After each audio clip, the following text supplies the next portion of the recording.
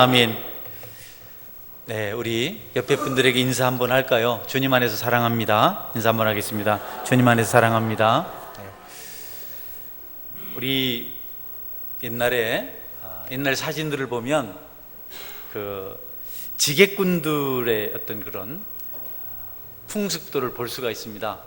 서울역 한켠에 지게를 많이 받쳐놓고 자기를 사용할 그런 대상들을 기다리는, 누군가 와서 좀 짐을 옮겨달라고 부탁을 하면 지게로 짐을 옮기고, 그리고 돈을 받는 사람들, 일종의 노동시장이죠.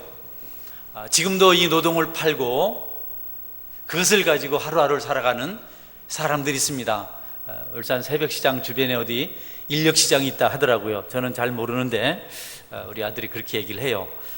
노동을 필요로 하는 사람, 일꾼을 필요로 하는 사람이 찾아와서 그 노동력을 돈 주고 사죠. 하루 종일 단지 힘을 써서 노동을 하고 그 대가를 받아서 하루하루를 살아가는, 만약 선택을 받지 못하면 그냥 돌아와야 합니다. 그리고 하루 종일 아무것도 얻을 수가 없습니다. 어느 날 지금 군대 가 있는 제 아들이 이제 대학 입학을 마치고 무료한 마지막 고3 끝을 지나다가 어느 날 새벽 기도를 나왔어요. 두툼한 옷을 입고 머리를 이렇게 얼굴만 이만큼 보이는 이상한 모자를 이렇게 뒤집어 쓰고 와 있는데 집에 가니까 안 와 있더라고요. 좀 이따가 느지막하게 들어왔어요. 그래서 어디 갔다 왔냐 그랬더니 대답을 안 해요.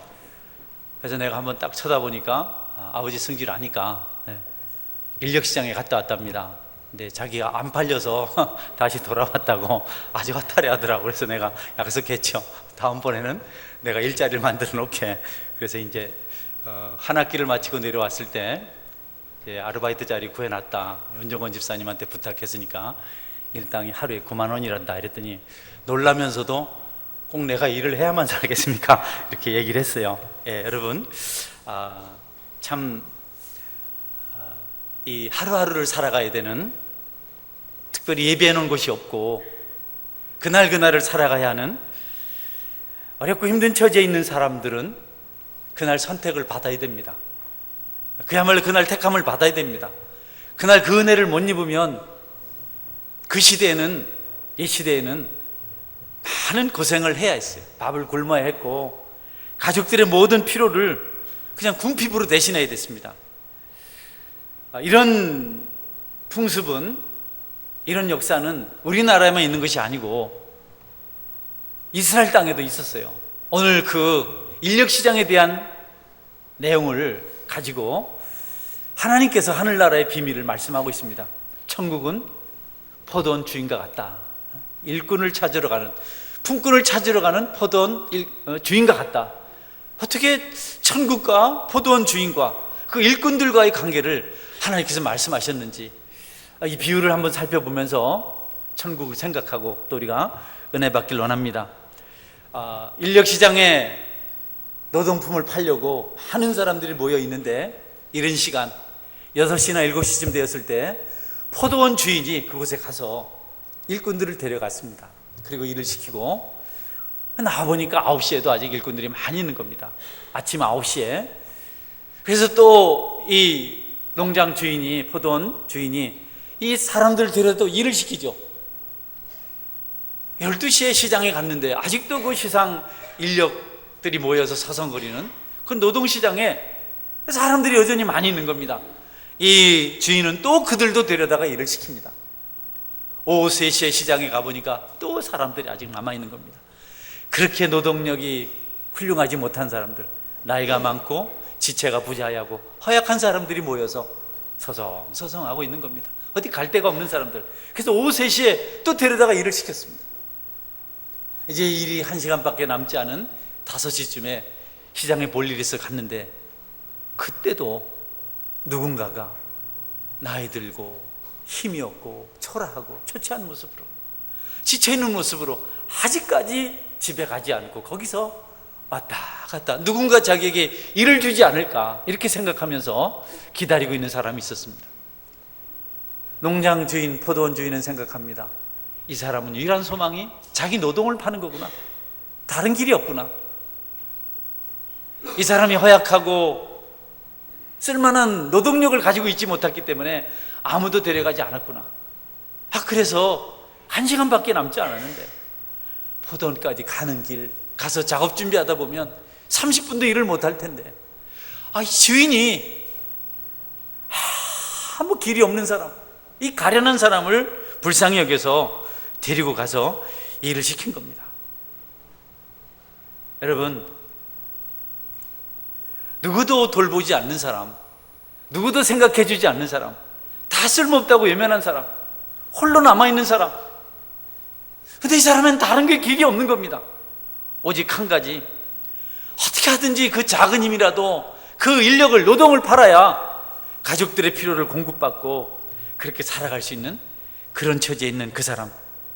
아무것도 먹지 못하고 아침부터 오후 시간까지 부담을 가지고 있었던 그 사람. 여러분, 이 소망이 없었던 이 사람을 포도원 주인이 데려다가 일을 시킵니다.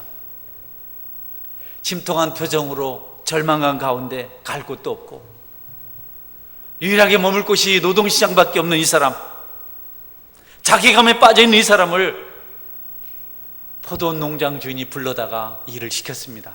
하나님은 이것이 천국이라고 말하고 있습니다. 성도 여러분, 우리가 그런 사람 아닐까요? 영적으로 살펴보면, 우리의 모습을 보면 뭐 좀 있는 것 같고 좀 잘난 것 같고 좀 비교해 봤을 때 훌륭한 모습이 있는 것 같지만 엄밀히 따져보면 우리가 다 죄인이 아니겠습니까? 그런데 하나님께서 오갈 곳 없는 그저 서성거리고 있는 인생, 이 나그네 인생, 마음 붙일 곳이 없어서 죄도 지어보고 뭐 폭력도 행사해보고 뭔가 다 해보고 그래도 뼈족한 수가 없어서 서성거린 인생을 주님께서 십자가에서 불러주시고 자녀 삼아주신 것, 이것이 천국이라는 사실을 이 비유를 통해서 말씀해주고 있는 것입니다. 여러분, 우리가 그 빈약하고 초라하고 아무도 거들떠보지 않는 그런 존재였었는데 주님께서 십자가를 통해서 하나님의 자녀로 삼아주시고 천국 백성으로 삼아주신 것 기억하시고 그 은혜 잊지 말고 매일매일 주님 섬기며 살아가시기를 주의 이름으로 축원합니다. 여러분, 이 품꾼은 와서 일을 하는데 감사하기도 하고 즐겁기도 하고 고맙기도 하지만 아무도 알아주지 않았는데 인정받는 게 어딥니까? 여러분, 외면당하고 거절당하고 소외당하는 것 얼마나 비참합니까? 인사 안 한 거 얼마나 기분 나빠요. 여러분, 누군가 무시하면 얼마나 속상합니까? 자기들끼리만 좋아하고 이렇게 외톨이 만들면 얼마나 서운합니까? 그런데 또 다른 데 갈 데도 없는 사람 얼마나 비참합니까? 그래서 불러주니까 고마운 겁니다. 인정받으니 고마운 겁니다. 이전에 우리 청문회라는 것으로 한참 제5공화국을 심판할 때 여러분이 장세동이라는 사람 이름을 들어봤을 겁니다.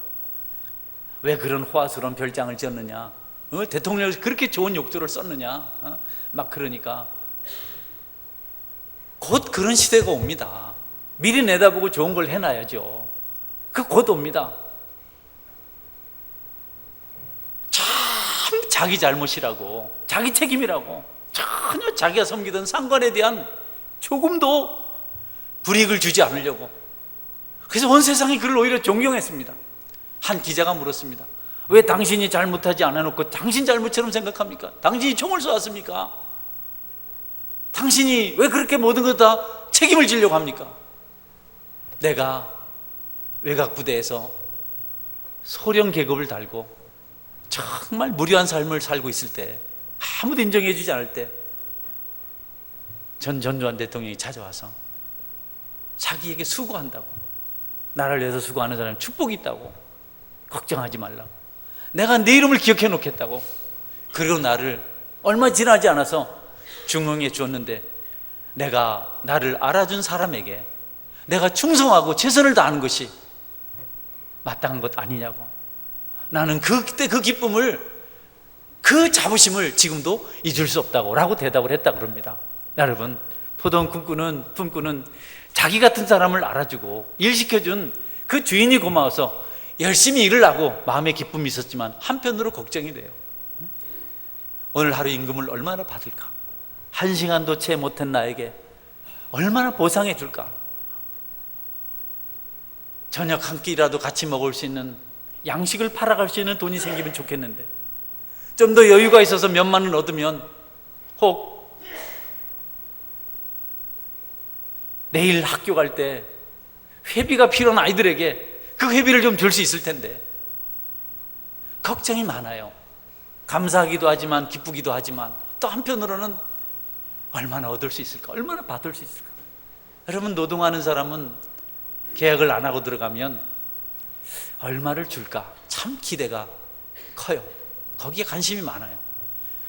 여러분 혹시 누군가를 채용해서 쓸 일이 있거든 조금 더 주시기를 바랍니다.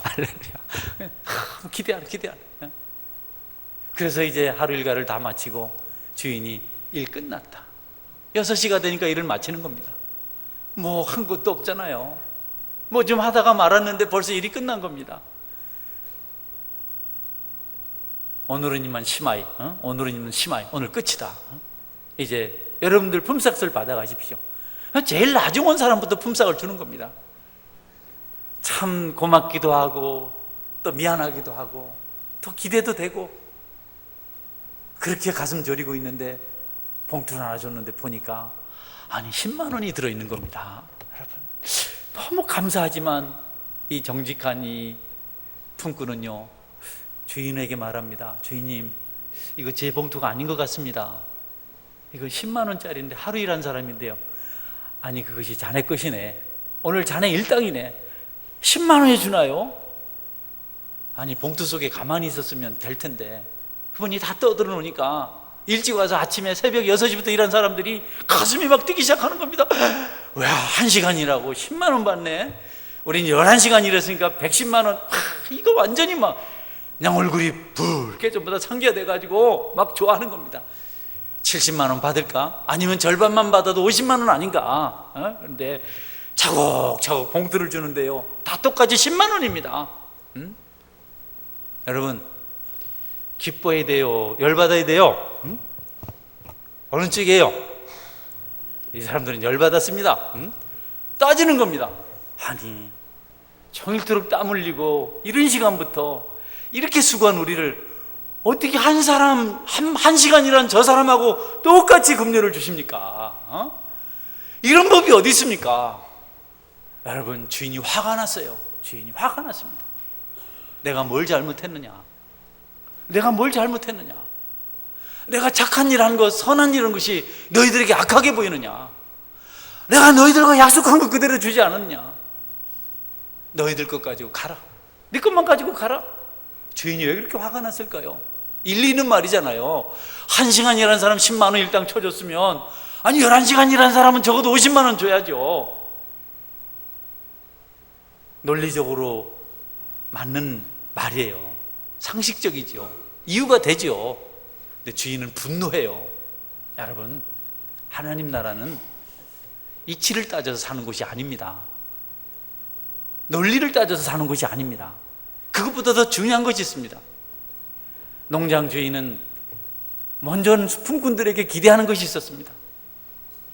저 불쌍한 사람, 하루 종일 떼역버텨서 밥도 못 먹고 기다리고 있다가 이제 일을 얻어서 허둥지둥 쫓아와서, 참 우리 같이 어렵고 힘든데, 우리도 한때 저런 때가 있었는데, 야, 주인이 정말 훌륭하다. 저 사람 생각 10만 원 줬구나. 참 우리 주인 훌륭해. 그 감동적인 주인의 그 행동을 보고 은혜 받고 감동받길 원한 것이 포도원 주인, 우리 하나님인 겁니다. 그런데 정반대 방향, 반대 반응을 보인 겁니다. 여러분이 생각하기에 자격 없어 보이고 부족해 보이고 뭔가 좀 허물이 많은 것 같고 좀 2% 부족한 것 같아도, 그가 하나님 자녀가 되어서 하나님 안에서 삶을 살아가고 있으면 기뻐하고 즐거워하는 은혜가 있기를 주님의 이름으로 축원합니다. 세상 속담은 사촌이 땅을 사면 배가 아프지만 하나님 나라는 그래서는 안 되죠. 그가 잘 되면 기뻐해 줘야죠. 그가 잘 되면 즐거워해야죠. 이것이 하나님 나라 비밀이고 포도원 주인의 비밀인 것입니다. 천국은 한 것이 없는데 대접받을 수 있는 게 천국입니다. 자격 없는 자들이 자격자들과 똑같은 대우를 받는 것이 천국입니다. 여러분 생각해 보십시오. 어디 의지할 것도 없고 받을 것도 없고 얻을 것도 없어서 마지막 남아있는 그 노동이라도 팔려고 인력시장에 나왔는데 몸을 파는 거거든요. 건강한 일이지만, 어쨌든 건전한 일이지만 그 일이 없어서 그가 일을 얻지 못하고 돌아가면 가족들이 굶는 겁니다. 가장에 여러분 책임을 한번 생각해 보십시오. 여기 남자분들이 계신데 우리 교회는 책임감 없는 가장들이 없는 줄 압니다. 자녀들 공부 때문에 살림할 수 있는 돈이 없어서 고민하고 허리띠 졸라매는 아내 때문에 그 고민하는 가장의 고통은 말도 못한 겁니다. 여러분 중에 혹시 사업체를 운영하는 직원들을 데리고 계시는 분들, 여러분의 수고하는 그 직원들에게 줄 월급이 없을 때 그 비피한 말도 못 하잖아요. 제 여동생 가정도 우리 김현호 장로님처럼 설비업을 해요. 소막업을 해요. 직원들이 제법 되는데 돈이 안 되면 여동생이 그냥 친구들에게, 친척들에게 월급 줘야 되는데 좀 얼마 며칠만 빌려달라고 그냥 정신없어요. 하다가 안 되니까 독립을 하더라고요. 당신 사업 당신이 알아서 하고 나는 칼국수집 차린다 해서 옆에 너무 힘들다는 거예요. 그 서포트하기가. 여러분, 그런 그 사람이 자녀들하고 먹을 수 있는 양식을 구하게 되었고 자녀들을 학교에 낼 이 학비를 마련할 수 있게 된 것, 기뻐해주고 즐거워할 일 아니겠습니까? 우리가 신앙생활하면서 교회에 힘없이 멈칫멈칫 찾아와서 예배하는 분들을 보거든 구경하지 말고 딱 분별해서 찾아가서 잘 오셨습니다, 반갑습니다, 안아버리세요, 안아버리세요. 할렐루야. 이게 천국입니다. 그거 예수님이 너무 기뻐하시는 거예요. 그런데 여기 먼저 온 사람들은 이기적이에요. 자기들 생각만 했어요. 왜 이렇게 많이 수고했는데 왜 이렇게 해줍니까? 주인이 화가 나서 내가 너희들한테 약속한 대로 주었다. 그냥 내 것 가지고 가라. 사람이 그러면 안 돼. 어려울 때가 있으면 또 형통할 때가 있는 것이고, 형통할 때가 있으면 어려울 때가 있는 것인데 그대들도 이전에 다 어려운 때가 있지 않았나? 그래 힘든 세월을 살지 않았나? 다 그렇게 죄인으로 지는 때가 있지 않았나? 은혜를 입어야만 그런 형편이 아니었는가? 라는 책망의 소리를 하고 있는 것입니다. 우리가 교회 생활을 하고 하나님을 섬기다 보면 은혜에서 멀어질 때가 있어요. 시험이 들면요 자꾸 허물만 보고 티만 보입니다. 남의 나쁜 점만 자꾸 보입니다. 심각한 병이죠. 자기가 받은 은혜는 생각하지 못해요. 버림받은 자, 세상을 방황할 때 그 누구보다도 악했던 시절에 대해서 전혀 생각을 못합니다. 남의 눈에 있는 티를 보고 그것으로 자꾸 불평하고 원망합니다. 내 눈에는 둘보를 좀 봐라. 남의 눈에 티를 보지 말고. 자칫 은혜를 소멸하면 그런 큰 죄를 범할 수가 있습니다. 자기는 현행범이면서 남의 과거를 들춰내서 말할 수도 있어요. 그것은 하나님이 너무 싫어하신다는 겁니다. 여러분, 어떤 이가 주님 품 안에 돌아와서 새 삶을 시작하게 되거든 이전 기억 버리시고 그를 존중하고 환영하는 그런 믿음이 여러분에게 있기를 주님의 이름으로 축원합니다. 그 얼마나 소중한 일이에요 그게. 그래서 말씀하세요. 이와 같이 나중된 자로서 먼저 되고 먼저 된 자로서 나중될 수 있느니라. 지금 좀 잘한다고 자랑하지 말고요, 지금 좀 부족한 것 없다고 너무 부족한 사람을 너무 공박하지 마십시오. 좀 높은 위치에 있다고 낮은 위치에 있는 사람 너무 그렇게 괴롭히면 되지 않습니다. 하늘에 계신 하나님 보고 있어요. 그리고 하나님께서 갚으세요. 이스라엘 백성들은 죄인들에 대해서 너무 냉정하게 대했습니다. 세리들, 창기들에 대해서 너무너무 비판적으로 대했어요. 이방인들에 대해서 너무 그들이 무리하게 행동했습니다. 예수님 그러지 말라고. 그들이 언젠가 너희들보다 훌륭한 하나님의 백성이 될 수 있을 거라고. 그들이 훨씬 더 하나님의 사랑을 많이 받을 때가 올 것이라고, 그것을 말씀해주고 있는 겁니다. 바리새인 서기관들은요, 자기들 자랑만 했습니다. 자기 한 일만 자랑했어요. 그리고 세리 창기를 너무너무 무시했습니다. 예수님은 오히려 그들을 싫어했어요. 세리와 창기들과 더 친구가 돼서 가까이 지냈습니다. 두 사람 기도하러 왔습니다. 바리새인은 자기 자랑만 합니다. 나는 일주일에 2번씩 금식하며 기도했습니다. 근처와 해양의 11조를, 소득의 11조를 꼭꼭 드렸습니다. 저기 서 있는 세리와 같지 않습니다. 나는 죄인들과 같지 않습니다. 감사합니다. 여러분, 세리는 다른 기도 못했습니다. 그저 고개 숙이고 한 구석에서 고개도 못 들고 그냥 머리를 땅에 대고 나는 죄인으로서이다, 나는 죄인으로서이다, 이 말만 하다 내려갔어요. 여러분, 미사여고 자기 선행을, 자기 행위를 쫙 읊으면서 긴 시간 동안 멋진 기도를 하고 내려간 바리새인, 제대로 기도 같지 않는 기도, 그냥 머리 숙이고 감히 고개도 들지 못하고 나는 죄인입니다, 나는 죄인입니다, 가슴을 치고 눈물만 흘려다간 이 세리를 향해서 바리새인보다 세리가 더 의롭다, 이렇게 말씀을 하셨어요. 여러분, 이 말씀의 뜻을 이해하시기를 주의 이름으로 축원합니다. 무슨 뜻이냐면요, 우리가 은혜 없이 10시간 일한 것보다 은혜로 1시간 일한 것이 더 하나님께서 기뻐하신다는 겁니다. 할렐루야.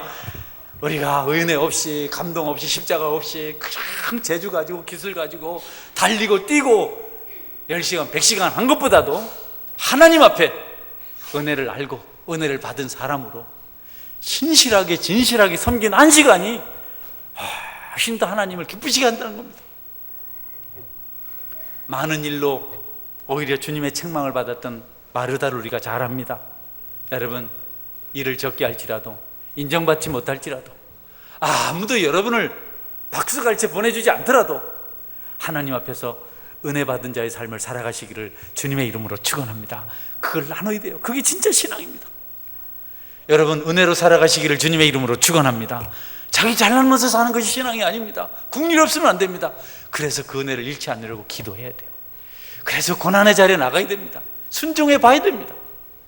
복음 전해 봐야, 땀 흘려 봉사해 봐야, 순종한다고 좀 속도 상해 봐야 은혜가 어떤 것인지, 사랑이 어떤 것인지, 국률이 어떤 것인지, 축복이 어떤 것인지, 하나님이 어떤 것인지를 알게 된다는 것입니다. 여러분, 그 은혜 안에서 살아가시기를 주의 이름으로 축원합니다. 지난 수일 전에는 한 분이 저를 만나자 그러셨어요. 그분하고 잠깐 대화했어요. 은혜를 받은 분이에요. 신앙 연륜이 깊지 않아요. 은혜가 있어서 그 은혜를 나누려고 저를 찾아왔어요. 목사님, 누님들이 같이 교회 올 것 같아요. 아직 한 번도 교회 오지 않은 분들인데 제가 그분들을 전도했는데 오신다고 하네요. 살만한데 그래도 돈 번다고 주일날 일하러 가셔서, 주일은 오기 어렵지만 평일에는 오신답니다. 집회 때 오라고 했죠. 뭐 그렇잖아요. 신앙 없는 사람들이 조금이라도 돈을 더 모으려고, 있는 돈 상할까봐, 없어질까봐, 그게 일반인들이 사는 모습 아닙니까? 있는 거 축날까봐 더 보충하다가 더 부충하다가 나중에는 엄청나게 부자가 되는 게 세상 사람들이거든요. 여러분, 은혜를 나누신 은혜가 있기를 주님의 이름으로 축원합니다. 은혜를 나누세요. 나는 은혜가 있어야지 또 나누지. 천국은 자격 있고 조건 갖춰지고 자랑할 것이 많은 사람들 위해서 예비된 것이 아니고, 자격도 없고 조건도 없지만 그래도 은혜로 살려고 하루하루 자기 부족을 알고 걸음걸이조차도 엉거주춤하고, 너무 메말라서 고운 모양이 없고 힘이 없어서 누가 그의 노동력을 사려고 하지도 않고, 어떻게 보면 민망한 사람들을 가리켜서 그들을 사랑하는 것이 천국이라, 이렇게 성경은 가르쳐주고 있는 것입니다. 성도 여러분, 지금까지 여러분의 삶을 어떻게 살아왔을지라도 이제 앞으로는 은혜로 살아가시기를 바랍니다.